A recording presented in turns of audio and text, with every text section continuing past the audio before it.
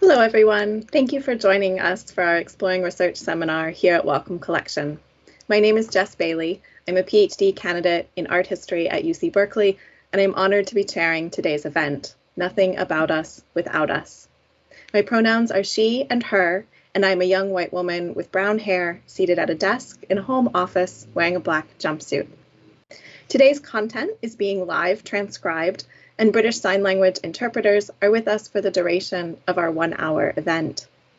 3 short presentations will be followed by 25 minutes of Q&A, where we warmly invite you to ask questions through the Slido platform or YouTube comments at any time. My colleagues are available in the YouTube comments for any concerns or accessibility needs. One of the aspirations of our Exploring Research seminars is not only to engage with new research about Wellcome Collection, but to challenge the very parameters of who is included in spaces of research and what voices are celebrated as authorities. Traditionally, spaces of research and collecting have often upheld ableism, and institutions, including Wellcome Collection, need to eradicate remaining stigma and barriers to access in a myriad of ways. The goal, of course, is not simply access, but rather a space where researchers with disabilities can thrive and where histories of disability are valued. Wellcome Collection has been preserving art, material culture, and archival materials about disability experience since its founder, Henry Wellcome, opened the doors to the Historical Medical Museum in the early 20th century, although he certainly did not have our vocabulary for this material.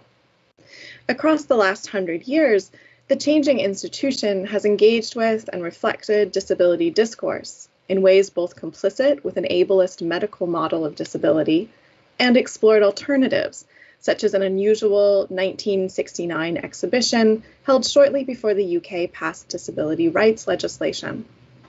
This institutional history is complex and not without harm, and it suggests an important opportunity to ask what would an actively anti-ableist Wellcome Collection look like.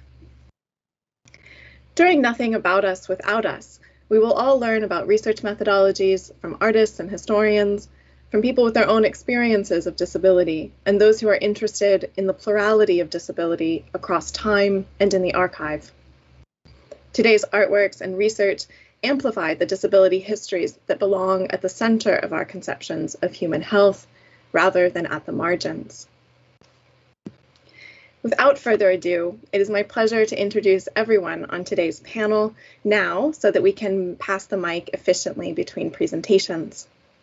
First, artist Christopher Samuel will share his artistic process and research about 1980s Britain, considering disability and its intersections with Black and working class experience. Chris's recent work directly challenges archival erasure, or the gaps we find in whose stories have been deemed worthy of inclusion in the archive itself. Next, we will learn from multimedia artist and writer Dolly Sen, who brings the nuance of their own experience of inpatient care to historical archives of institutional treatment. Dolly's art opens a space of power and resistance to dominant narratives about mental health.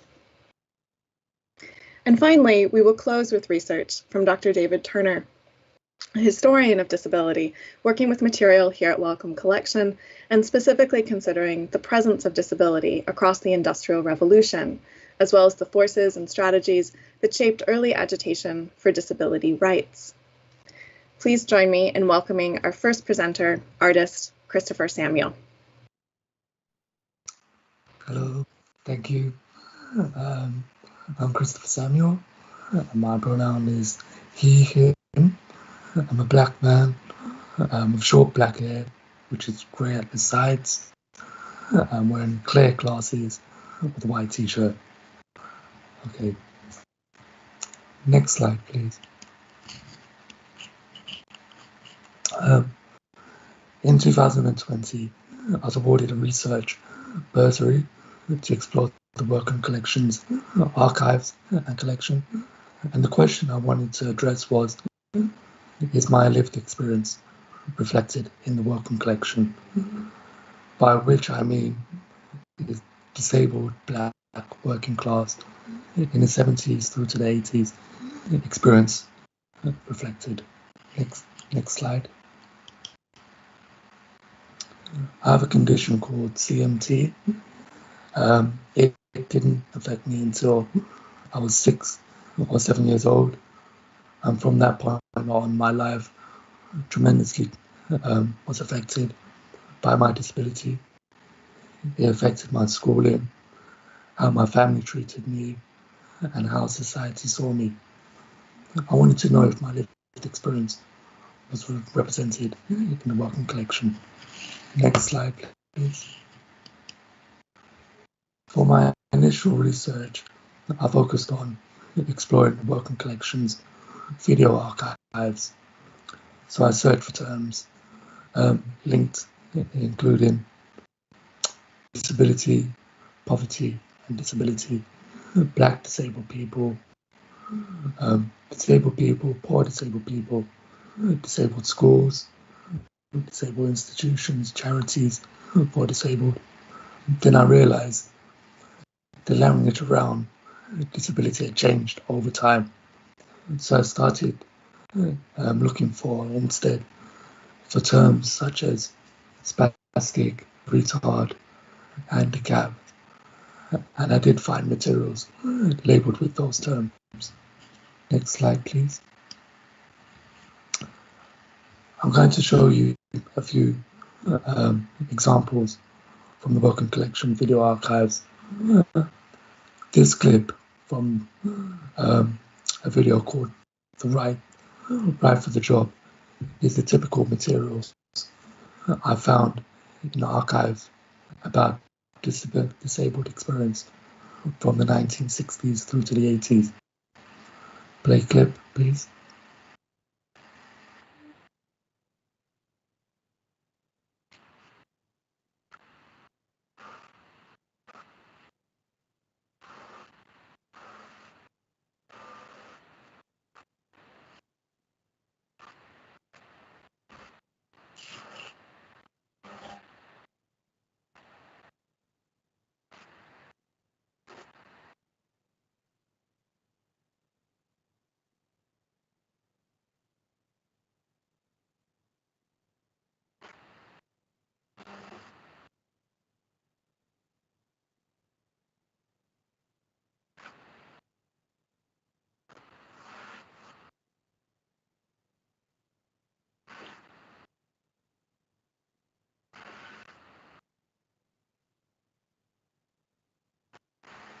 Okay, this clip was brilliant, describing and illustrating the attitudes around the disabled body not fitting into the idea of what a healthy, fully functioning and beautiful body should be, the societal standards and social norms of the time.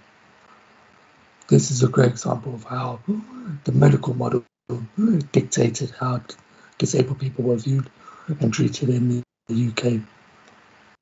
A brief description of the medical model.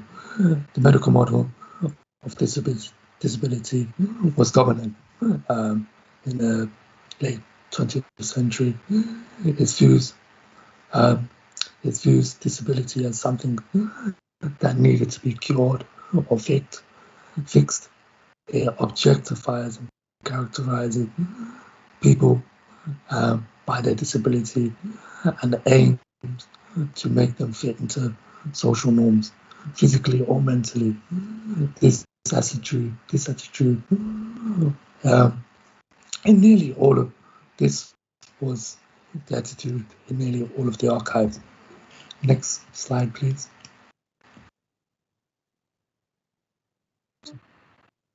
Next slide. I'm not going to play this clip, but this was a rare example in the archive of disabled people talking for themselves. Most of the materials were disabled people being spoken about or spoken for, mostly by able-bodied, white, upper-class men. This video shows disabled people starting to take agency for themselves in the mid-70s. Next slide, please. So, I just wanted to say, so in this clip, it said spoon feed a child, and it's okay. Spoon feed a computer programmer, and the contradictions become far too great for society to deal with, which I thought was brilliant. This clip is a video called Shift of Emphasis from 1983. It also shows that disabled people are starting to take agency over who represents them. Play clip, please.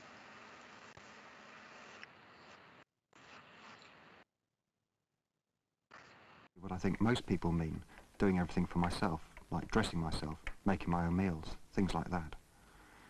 It would be nice to be able to do these things, but I can't. So I have to protect my independence in other ways. Independence is much more than that anyway. It means freedom of spirit, freedom to be what I am and do what I like without interference. I suppose it's all about personal integrity. Of course, it's difficult to preserve this kind of independence while having to rely on other people for all your personal needs. The whole ethos of care tends to militate against your personal integrity. You have to work very hard.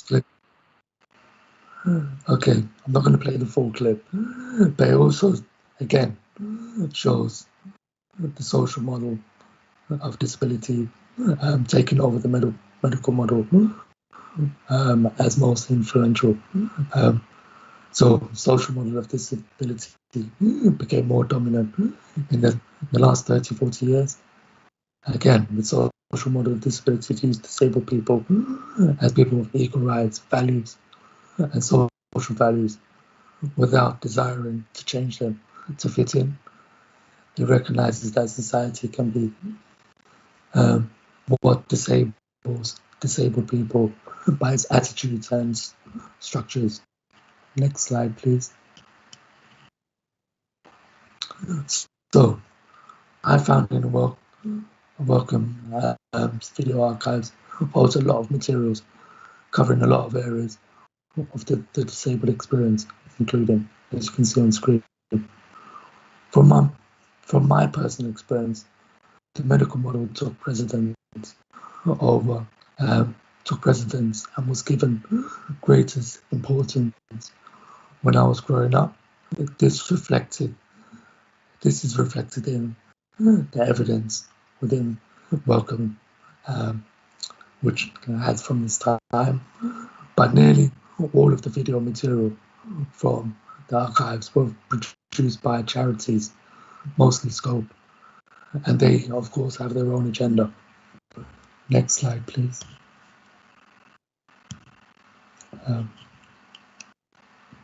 So, what's missing?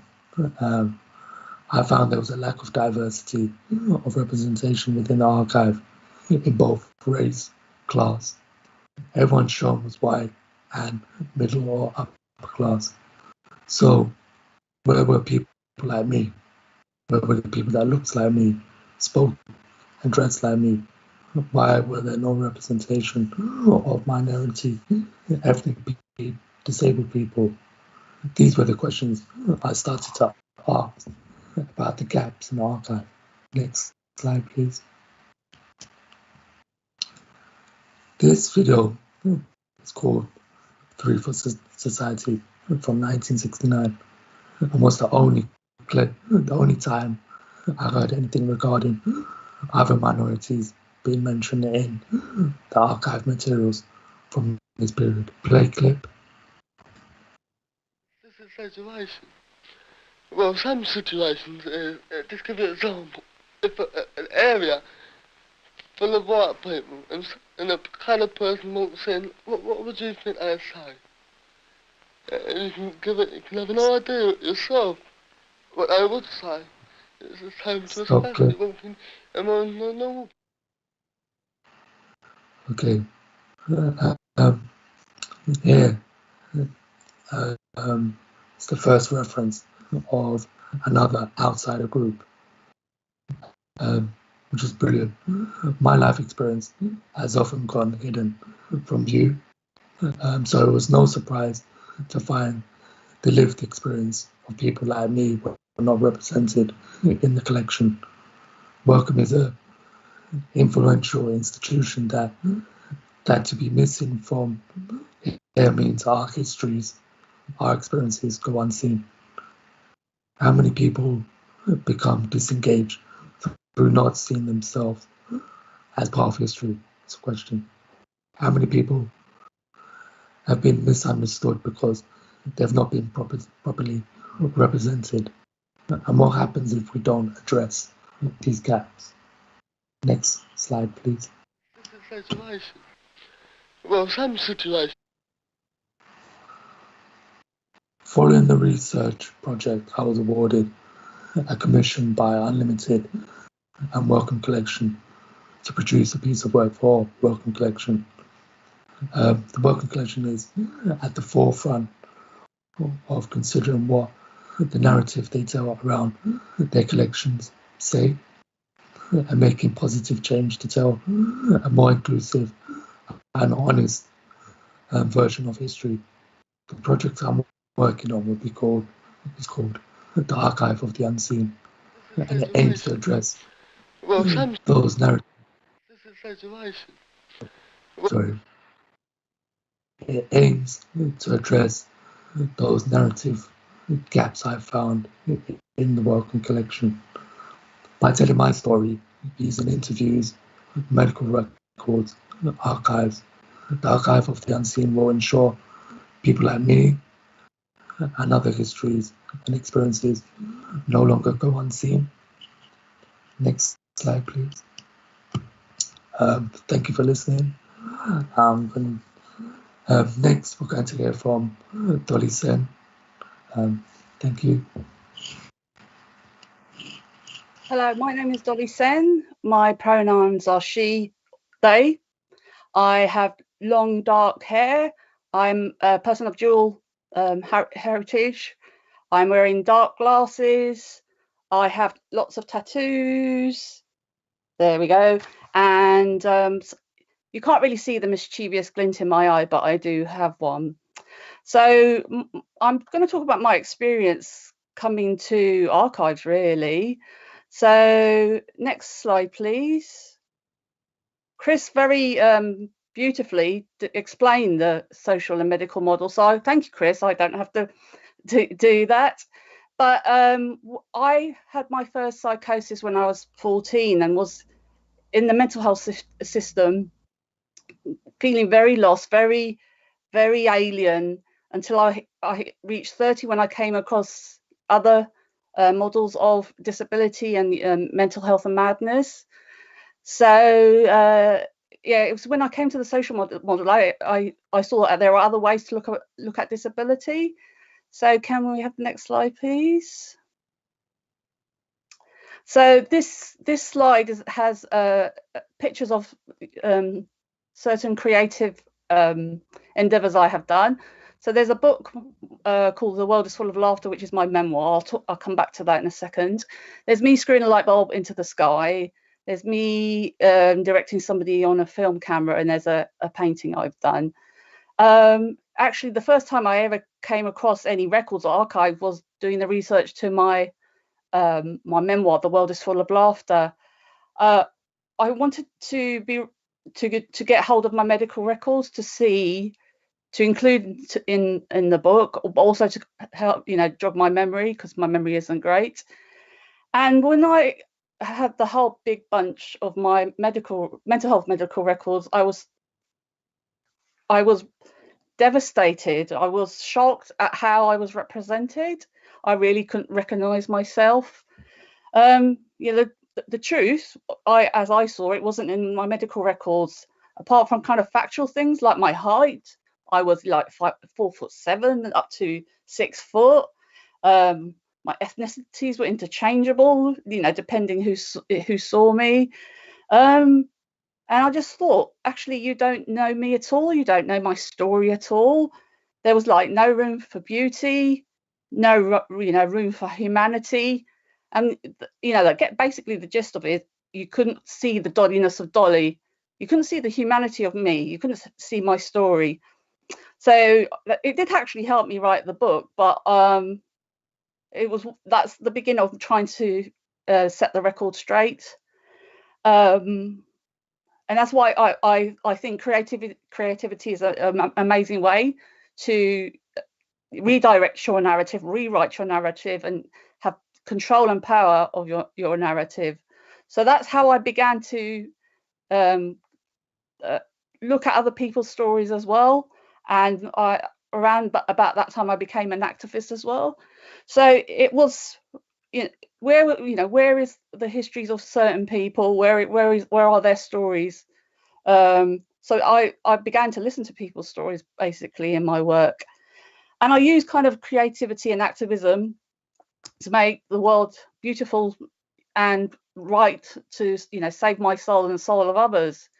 But yeah, my art isn't therapy. My art, I want to use it to fight injustice, unfairness, and hurt.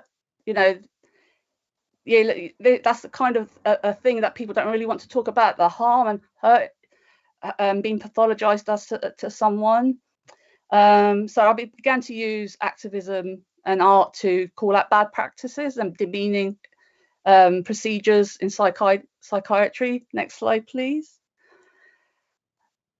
I seem to have missed a slide. Can you go back, please? Oh, doesn't matter. Next slide, please. Yeah, and one of the ways that they do, where you lose your control, and where you're othered, and where you're demeaned, and where you can be looked down upon, is in language. And psychiatry and psychology has lots of terms to make people feel this small and to inflate their role, basically. So on this slide, I've put psychiatry and psychology uses terms like maladjusted, abnormal, disordered. So if you use those kind of terms, why are you using those kind of terms? Why do you need that power to describe that person that way? Where's the beauty in the person? Who has the power? So kind of, I have jokingly written to the Royal College of Psychiatry and asked them to replace the word normal in all their literature with the word mediocre. And then I have a lot of people saying there's the power, there's no lack of power in language, but they're very resistant to do that. Why not change normal to mediocre? It's more true. So yeah, it's why the resistance? Because you don't want to be described something that has a negative connotation. You don't want to lose your power. So I think language is one a good place as any to start with activism, and in archives really is like Chris was talking about. He had to use really awful terms to find information, like spastic and retard, and I know David's probably going to talk about that. We are looking at a history of disability through different lens, but yes, language is one of the, I think, arenas where change could be made. Next slide, please. This is the slide I was talking about. So yeah, this is a bit of my art. There is 2 images there. One is a prescription to me, and I've been prescribed shame, and there's just lots and lots of shame. And there's another image I've done, a drawing of 2 mental health nurses restraining a person, and one of the mental health team is saying to the person, why aren't you talking to us? Why aren't you engaging in our therapeutic relationship? I think a lot of mental health professionals don't understand that their power and their role. You can being sectioned, for example, you can lose a lot of your liberty.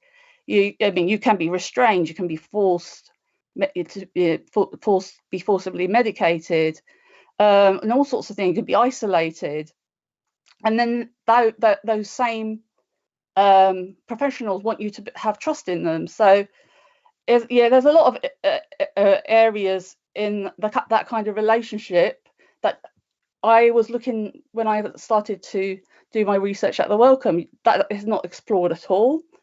But it wouldn't be if the majority of the archives is written from the professional standpoint.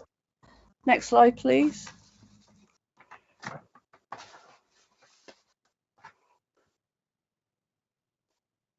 So yeah, this is just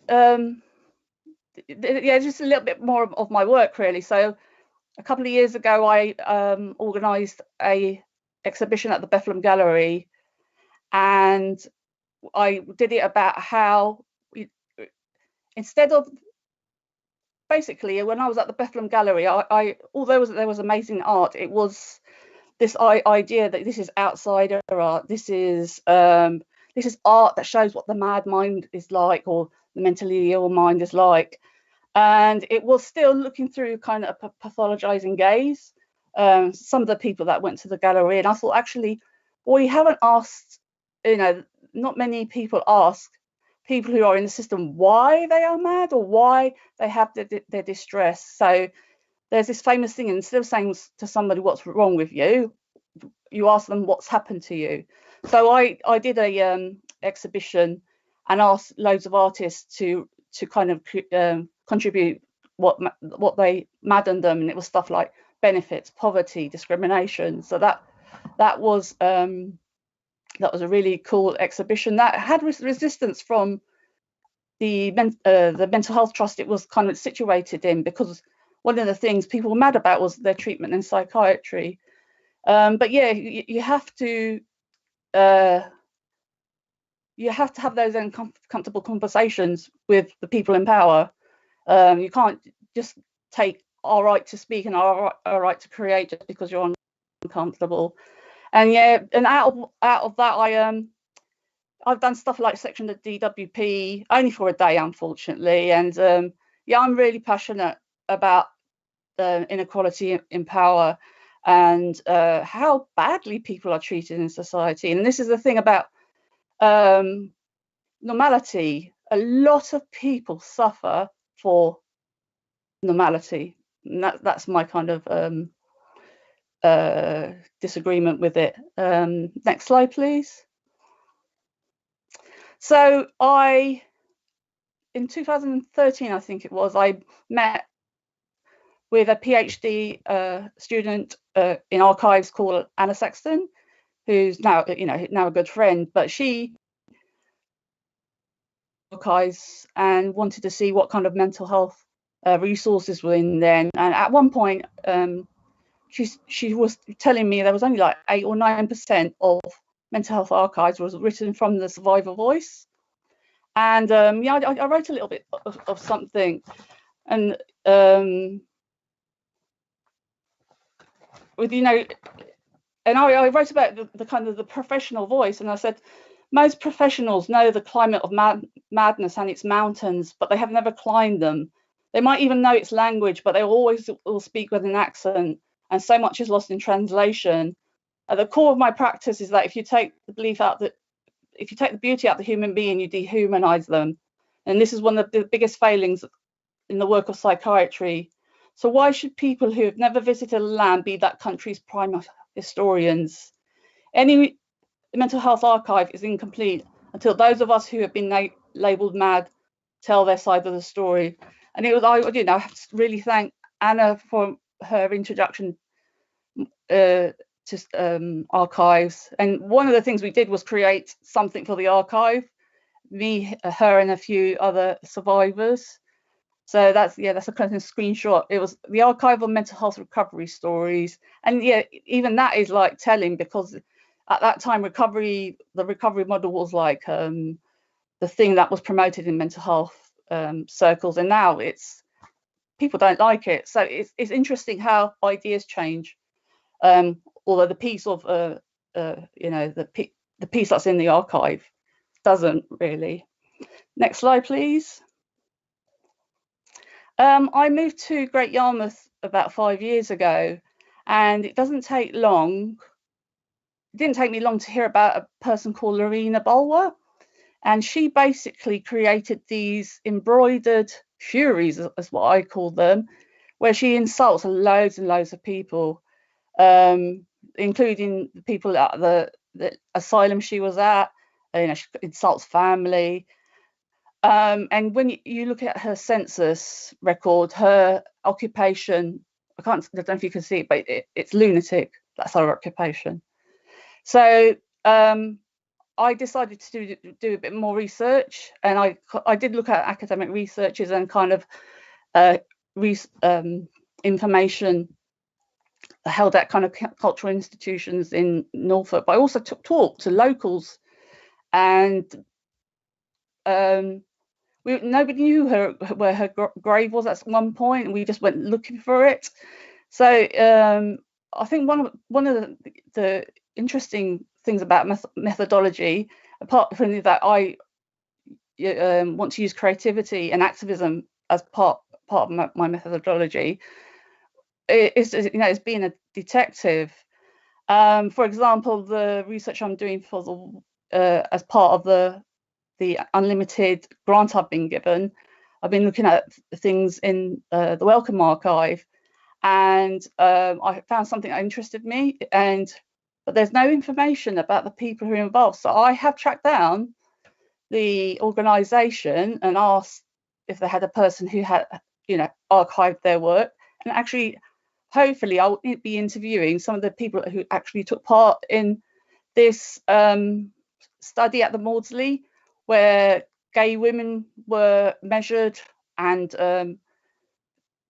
tested to see what the difference between gay women and straight women were, and they were made to do really ridiculous stuff. So I'm interested to hear what their story is. So yeah, part of it has been detective. Next slide, please. So one of the first images I found when I did some exploring of the Wellcome Archive is this. Actually, I think it's quite a famous picture of a supposedly mad woman in the 18th century. But I say to people, what is her story? I mean, this is a fictional depiction, but what if it wasn't? What is her story? How would you ever know what her story is? She is not a real person in more ways than one. What is her side to the story? And because we don't know her story, she is not a real person. She's just a description. If it's not her that's giving her voice. I mean, her eyes are amazing. They're very unladylike, which is a thing I'm finding a lot of in descriptions of mad women in the earliest 20th century, is that, that a lot of mad women were unladylike. So is that a sign of her madness, these staring eyes? Could she not just be very angry? Could her husband just have dumped her in the asylum and ran off with a younger lady? We don't know.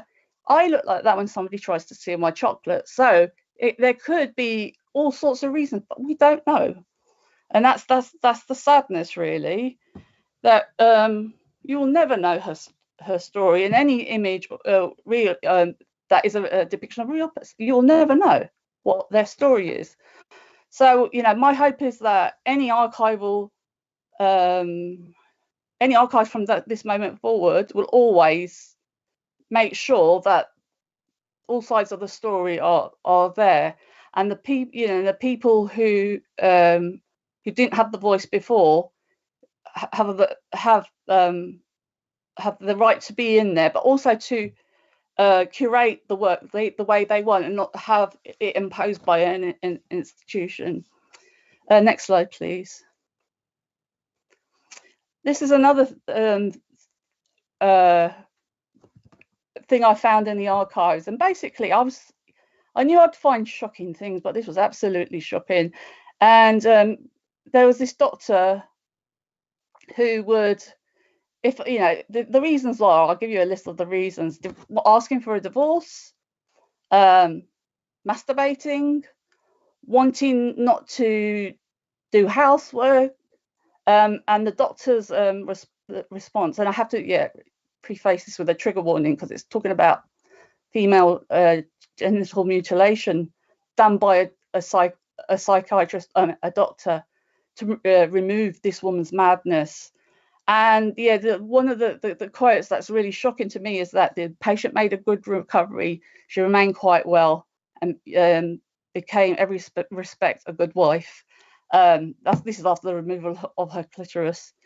And that's a thing I would like mental health archives to be, to be explored more. Is this thing that is psychiatry a purely medical discipline? I think it's more subjective. There is very little objectivity in psychiatry.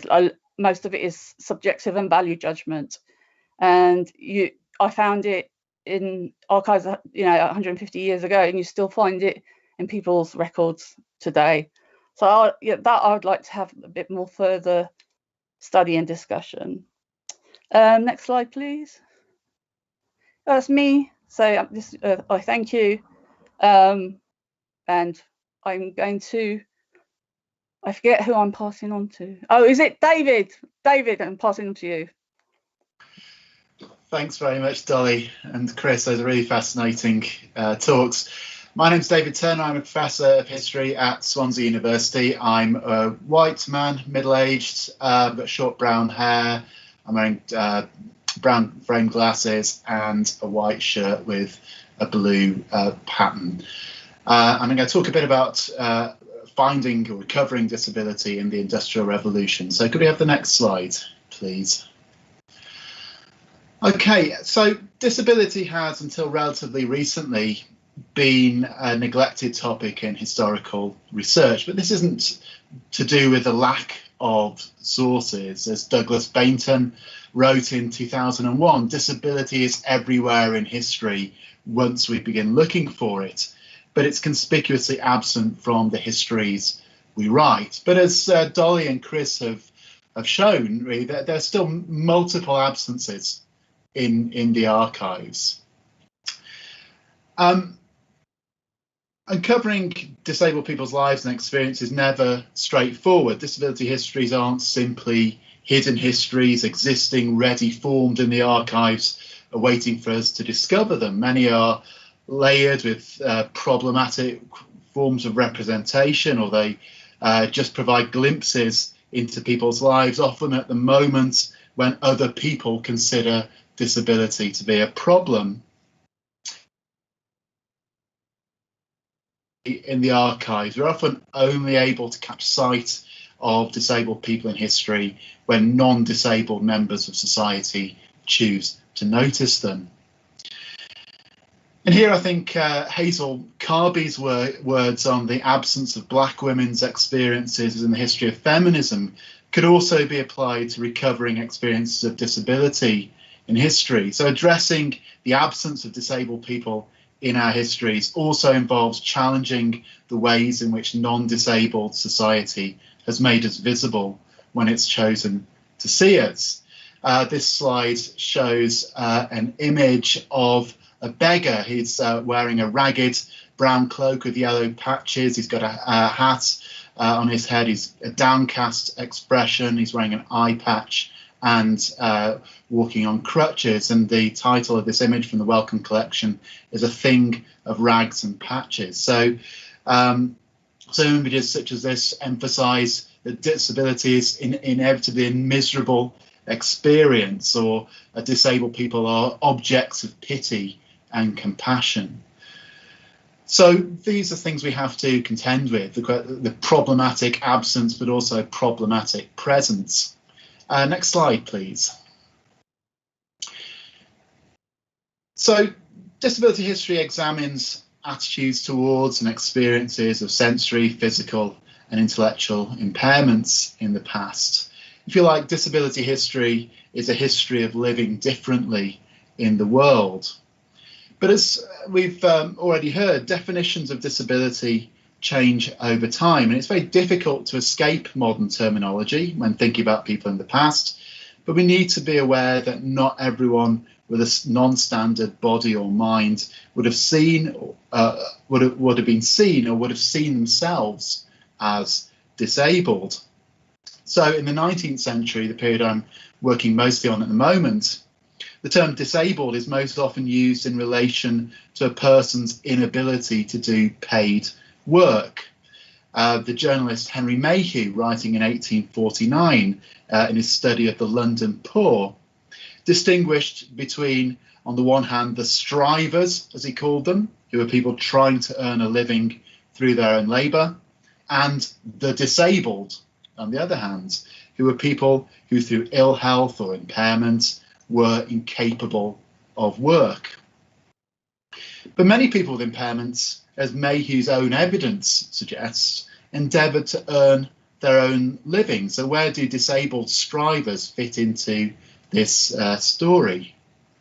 In 19th century terms, it's difficult to define the people shown on this image as disabled people. So I've got two images here.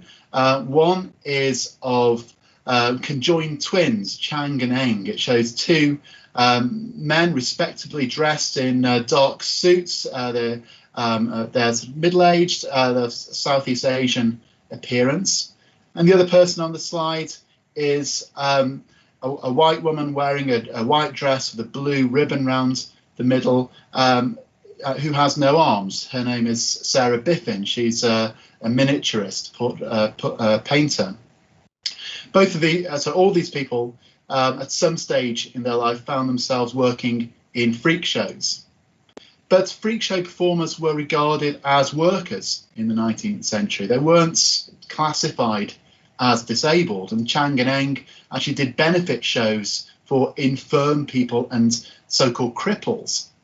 So they clearly differentiated themselves from other kinds of people with impaired bodies. So this messy classification of disability is something we need to think carefully about. Next slide. So this association between disability and worklessness, and by implication dependence, has contributed to a lack of attention to disability in our histories of the Industrial Revolution. Historians of labour have tended to regard disability as a private ahistorical experience, therefore far removed from the world of work or politics of the labour movement. In disability studies, the Industrial Revolution is often seen as marking a turning point in disabled people's experiences, where increasing speed and regulation of production led to a systematic removal of anyone unable to keep pace from the workforce. So people who didn't fit an abstract able-bodied ideal or able-minded ideal were unable to sell their labour on the same terms of others. Their families found it increasingly hard to look after them, and so they were shut away behind the walls of workhouses or asylums. There is plenty of truth to this, but it doesn't reflect either the diversity of work in 19th century Britain, nor does it adequately represent the variability of disabled people's experiences. So the fundamental question I'm interested in is what happens when we place people traditionally marginalised in histories of industrialisation at the centre of the story. Could I have the next slide, please? So contrary to the view that disability was marginalised in the Industrial Revolution, or that disabled people were invariably shut away, many commentators remarked on the visibility of disabled people on the streets of industrial communities, such as the textile manufacturing towns in the north of England or in the coalfields. So the Reverend Richard Fawcett, speaking at a factory reform meeting in Leeds in 1831, said, "We used to be surprised on seeing a cripple in our streets, but now, alas, we cannot pass along a single street without witnessing the lamentable appearance of the children, and indeed upgrown persons, labouring under some severe bodily affliction."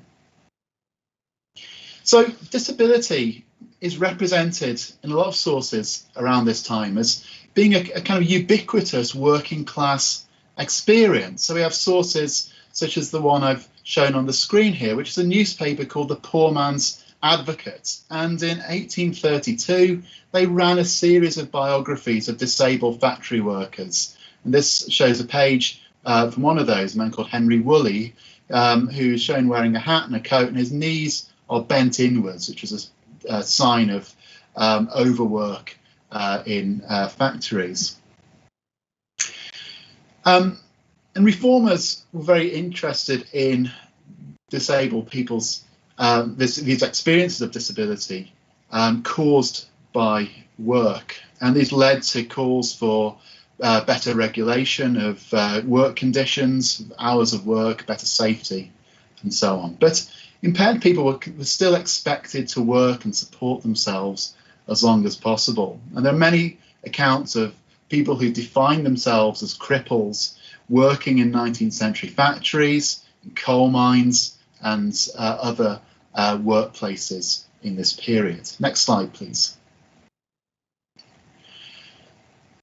So impaired workers symbolised the wrongs of the 19th century workplace, and therefore disability starts to become politicised in 19th century labour politics. And campaigners for shorter hours and reductions of child labour, for example, drew on images of what they called the factory cripple. And a typical image of the factory cripple is shown in this picture here, which shows a man sort of almost bent double, his body kind of twisted into the shape of an S. He's wearing, again, sort of typical sort of working man's clothes of a hat, waistcoat and trousers. He's holding a basket and he's walking with a stick.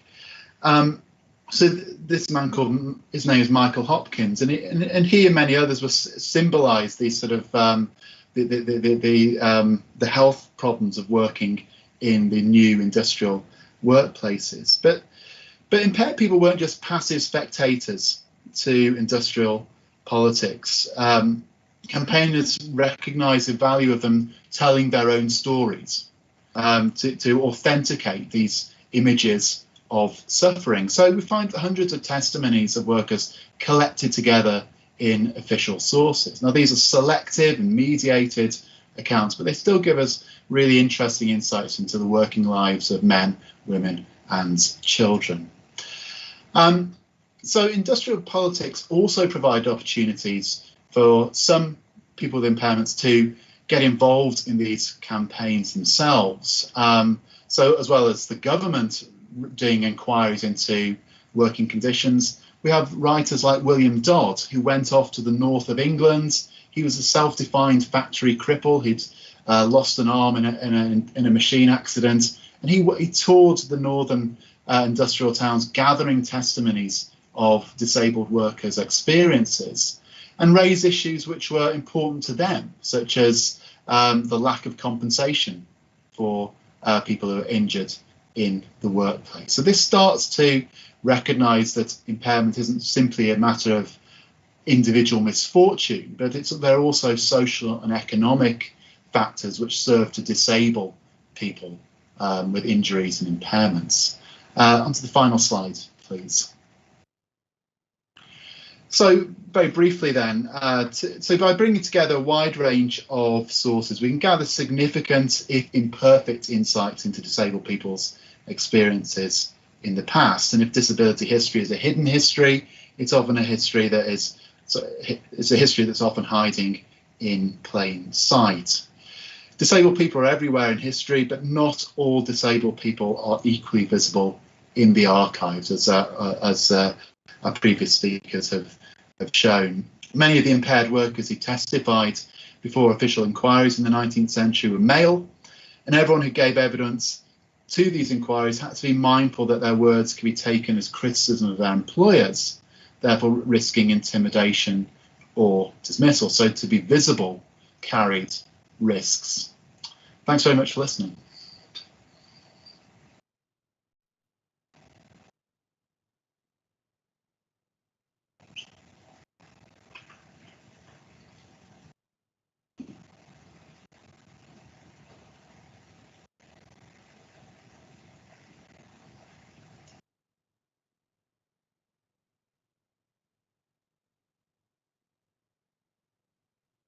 Oh, I'm so sorry. I was on mute. I was just thanking you all for your fantastic presentations and letting everyone know that you can ask questions on the Slido platform or on the YouTube comments. And Chris, I would love to start with a question for you. I found your confrontation of the archive at Wellcome very powerful and necessary.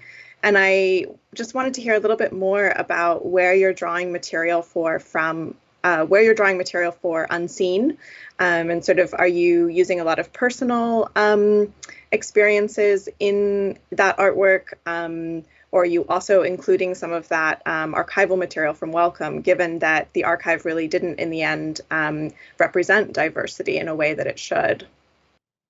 Okay. Well, I'm drawing from my own medical history, using my own medical files. So I'll be drawing on that, but also documentation surrounding school, housing, interviews with the professors that looked after me, be interviewing family members, alongside working with a therapist and a psychologist to understand my experience. Also interviewing other disabled people to make a more informed, kind of honest interpretation of their experience. So yeah, that's kind of what I'm kind of collating at the moment, and kind of building up a narrative around that and what the narrative is, because there's multiple strands where it could lead, socially, medically, my experience or my perception of the experience, and so on. So yes. Fascinating. We have a question from the chat specifically directed to you. I'll just read it out. Do you think that the Equity Act of 2010 should be updated, considering people with disabilities are still facing social inequities and barriers, and many institutions are not made accountable? I think whoever wrote that question knows the answer. I think we have to be aware that things are always evolving. You have many other disabled advocates and activists and people in certain positions that are always pushing for change. So I think it's inevitable. And I think whoever doesn't, I think if they don't update it, institutions and places who hold certain power, I think they will become obsolete if they don't move with the times. So, yeah. Yeah. Dolly, I want to move to you for a moment and ask you a question. I feel with your art, especially when I read your writing, that there's something really powerful about a space that you open for creativity as resistance, as you spoke about, and also I think joy. And I find you a very joyful artist and a very joyful person. And I wondered if you could speak a little bit about sort of, I think we rightfully talk about a lot of really hard things or a lot of really sad things sometimes when we speak about disability in public space because of ableism, but that's really ableism's problem. And sometimes we need to speak about creativity and joy as resistance. And I just wondered if you had more thoughts on that from your practice as you spoke about. Well, like I said, I've been active for a long time, and I've done like the standing outside of hospitals with a placard. I've done the committee thing. I've tried to change legislation and all that, and it just seems that the ordinary person on the street just doesn't get it if you do it that way. But if you make it a joyful experience or you use humor, then you automatically have it way into the person. But so it's joy is one way to communicate quite powerfully. But also, I always say to people, I know this is not an easy thing, and it took me a while to be able to do this. But always have more fun than your oppressors. Have more sex than your oppressors. Make more art than your oppressors. Make fun of your oppressors. Make it. Joy is. And actually, the other thing is pleasure is, a powerful form of resistance, and also rest. It's all these ideas. Rest is radical. Joy is radical. And while you try so hard to be normal and kind of not seen you can do your normal thing. I would be living with, although I do have my grumpy days, don't get me wrong, especially when somebody offered me chocolate but didn't get me it, and we are living in quite a somewhat depressing and harsh world. But the fight back to that is apart from doing other activist things, is joy. That's the best answer to any criticism, really. Well said. We have a question from the audience specifically for you that asks, do you think that art should be available throughout the NHS? Yes, I mean, I think there is this idea of social prescribing, but I think it like everything that it starts off a good idea in the mental health system, just gets changed by the mental health system. So it will be like, oh, you can do colouring in. I mean, I've been in a psychiatric ward a few times, and the only art available was colouring in with crayons. It'll be dictated by budget. It will be dictated by power as well.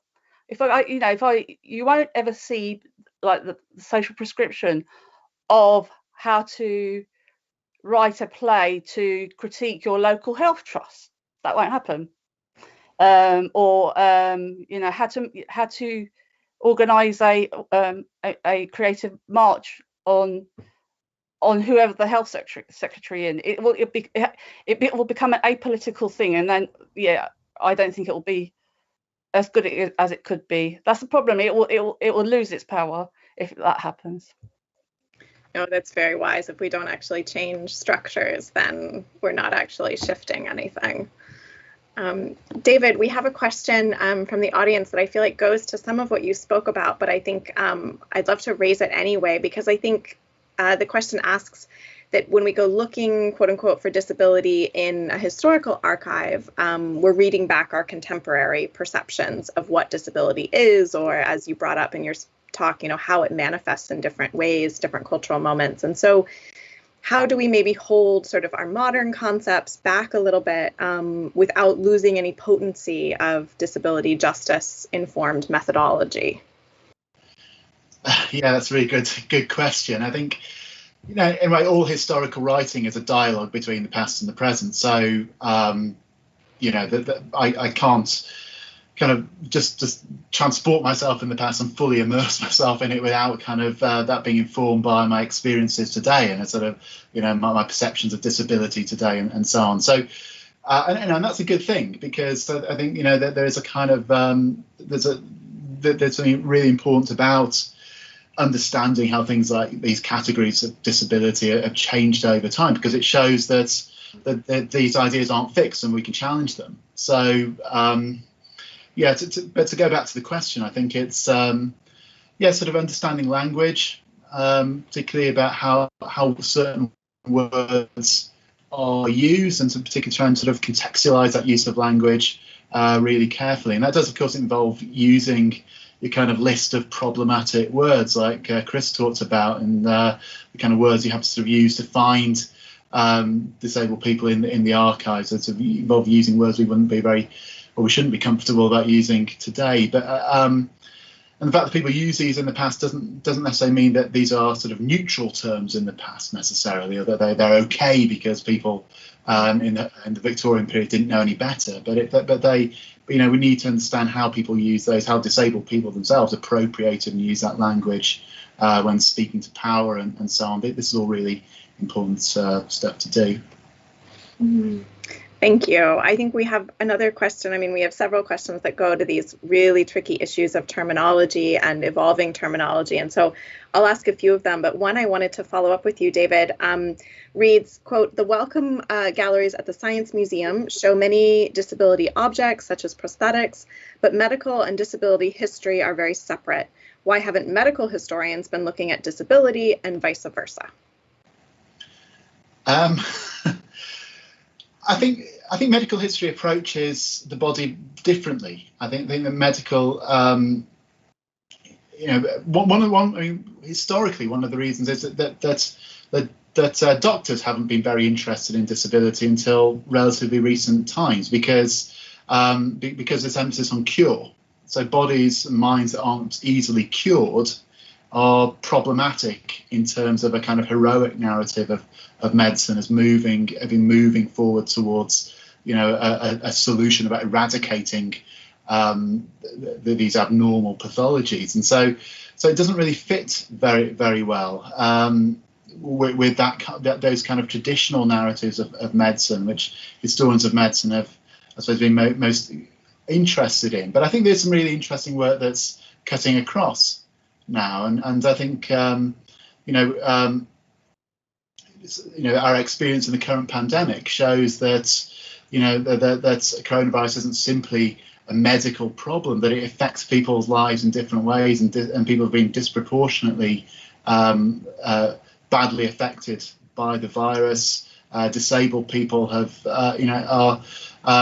the largest number of people who died in the COVID pandemic. So we need to kind of have that awareness of disability issues more widely in both in medical history and the medical community. I don't know if that answers the question. Yeah, I think to continue on this thinking about terminology and its power, I really loved how, Dolly, how you spoke about the power of language and the way that language either affirms our power dynamics or, you know, shifts our power dynamics. And so there's a question from the audience that reads, how should the Wellcome Collection deal with historical terms like quote unquote handicap, etc. in its database? And I would love to hear from both Dolly and Chris about this, because I feel like you both had to confront this in really difficult ways with how you were sort of excavating disability archives. If either one of you has thoughts about this terminology issue. Shall I go first, Chris? Go. Yeah, okay.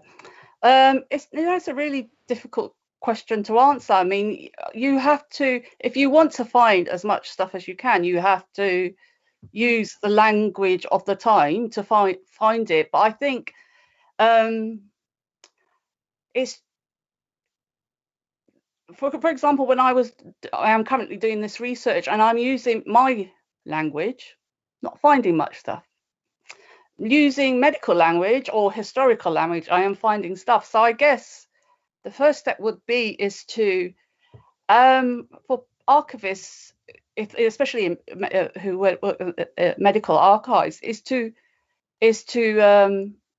talk to people with lived experience and understand the politics of that. For example, mad politics is different to deaf politics, and to understand the difference and know how people want to call themselves. I mean, so yeah, that was quite surprising. Historical and medical language, I could find lots of stuff, but my language, I couldn't find hardly anything.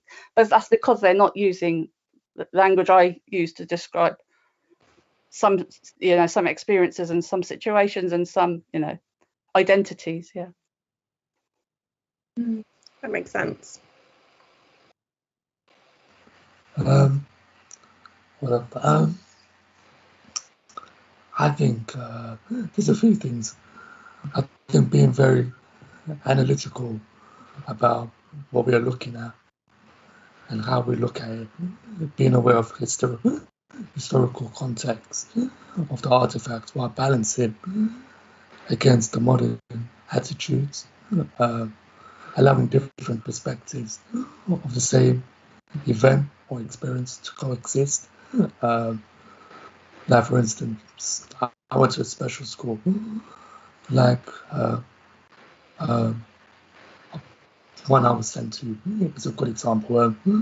They were very forward thinking of their time, but as we know, or as I know now, they were often actually used as dumping grounds for children who were difficult or different. I think it's a balance, and it is, you can't remove history's history, but you need to give it context. So yeah, I hope that makes sense. Yeah, I think your point about context offers a lot of a lot of really actionable room, I think. Providing context is something we can definitely do in a collection or in an archive. I want to ask a sort of follow-up question about this from our audience, which is a really big question. So I'd love to hear from all of you about it. And the question is, how can institutions like Wellcome seek to redress the imbalance in our archives and work towards collecting material that is intersectional and represents people's experiences of disability? And maybe we could hear from David about more of the historical side of that, and obviously from all of you about this really the question that is on the table, I feel like. Yeah, it's a fundamental question, really, and it's about it's partly about sort of archival practices going forward, and the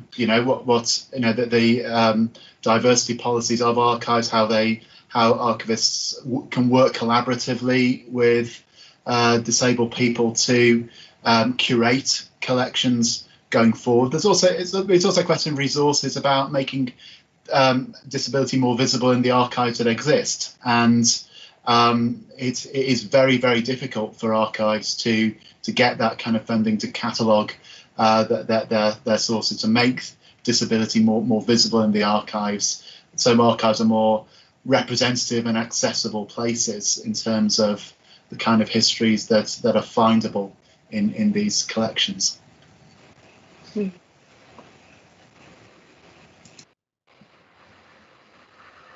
want to go, Dolly? Okay. I think making a good start with us two sexy people, me and Chris. But yeah, I think it's going to. Mine's a bit more pragmatic. It just needs more time, more money, more space, and more discomfort in the realms of power. Really, that's my kind of recipe for change. Really, I think it has to be actioned, and not only like what we can do. What are you doing that is stopping people and things? People and organisations and other kind of institutions from sharing their history as well. Yeah, I think I've kind of echoed what Dolly and David said. I think by addressing the lack of diversity in the collection, in race, class, ability, we can re-engage with people who either don't currently see themselves represented as part of history or misrepresented by historical bias, artifacts or perspectives. But I think one challenge is, like Dolly was saying, is being open to giving and hearing criticism and being willing to have difficult conversations about awkward or controversial subjects is important if you want to make, if you want truthful and meaningful change. So, yeah. Absolutely. I think, unfortunately, we only have time for one more question that's been asked of both of our artists, which I think is a wonderful question. And it's, why is history important to you? History is important because it's our collective story. And actually, I won't talk about what's happened before. I'm going to talk about what's going to happen in the future. The reason I'm doing the stuff I'm doing now is that when somebody like me, somebody at age 14 is very lost because they have psychosis and they've been taken out of going to college and doing the work thing. They can see themselves. They can see their story told to them in a way that's not demeaning, and they can see what fun we're having, really, as well. It's talking to the people that are not yet born, say in 20, 30 years time, like, this is our story, and we took the power back, and we're not going to let it go. and we'll pass it on to you. So actually, I'm thinking more of the future, as you know, talking about the present being history, really. Well put. Chris, anything you'd like to add? Yeah, I think I've got 3 points. Imagine the able-bodied experience was only ever represented from the disabled point of view. What would that distortion, misconception be? What would you feel truly represented, and how would that affect your sense of self and worth and place in society? That's one thing, and I think our history will be lost at this time. As time progresses, history, old histories, which are not yet represented in archives and museums, gradually get lost, and the opportunity to capture those honestly and from a real lived experience is now. So yeah. A good thought for us to end on, Chris. Thank you. I'm so sorry to cut this discussion short, but we've already gone over a few minutes, and we thank you all so much for staying with us. I'd like to thank our wonderful audience for your questions and your support of this event. We would be so grateful if you could take a moment to fill out the short feedback survey, which you'll find in the YouTube event information. This will just make us more aware of how to make future events like this more accessible for everyone. I want to extend my warmest thanks to our technical team, live transcriber, and 2 BSL interpreters for making this event possible today. A huge thanks to the research development team at Wellcome Collection and the team at Unlimited, who are also behind the scenes. Finally, Dolly, Chris, David, thank you for your generosity and for your openness today, for sharing so many rich insights about your art and your research. And I hope everyone will explore Dolly and Chris's websites, which have really wonderful multimedia artworks, as well as Dolly's writing. They're very rich sources, I think, for continuing this conversation, as is David's new book, which maybe you'll pick up at the Wellcome Library. So thank you again so much for joining us, and we hope you return to Wellcome Collection in the autumn for our next Exploring Research seminar series, which resumes in early October. So thank you all so much for joining us today.